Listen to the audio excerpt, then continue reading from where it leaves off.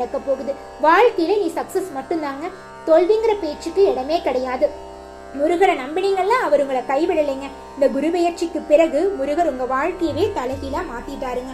ஓ முருகா போற்றி, ஓ முருகா போற்றி, ஓ முருகா போற்றி, எனக்காக்கும் முருகனே போற்றி. நல்லதே நடக்கும், நல்லது மட்டும்தான் நடக்கும். எல்லாரும் நல்லா இருக்கணும், நானும் நல்லா இருக்கணும். வெள்ளை மனமும் பிள்ளை குணமும் கொண்ட நீங்கள் எடுத்த காரியத்தை முடிக்காமல் உறங்க மாட்டீங்க. முடிக்காம உறங்கினால உங்களுக்கு உறக்கம் வராதுங்க. உங்க ராசிக்கு குரு பகவான் வரதுனால உங்க வாழ்க்கையில பலவிதமான அதிசயங்கள் நடக்க போகுது.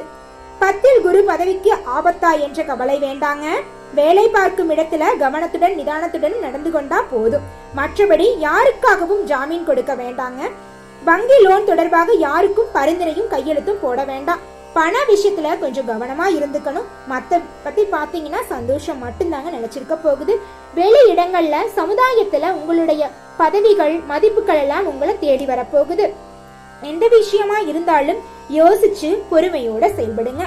அந்த காலத்துல பெரியவங்க எல்லாம் சொல்லியிருப்பாங்களே ஒரு பழமொழி, மாதா பிதா குரு தெய்வம். இந்த பழமொழிய கடைபிடிச்சு வாழுங்க, உங்க வாழ்க்கை சிறப்பா இருக்கும்.